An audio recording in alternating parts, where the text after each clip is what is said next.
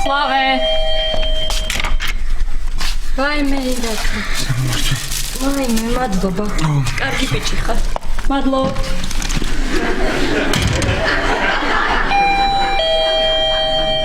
მე გამოვწერდი, გავუღე რა გთხოვ. ირაკლი. გელოდებოდით.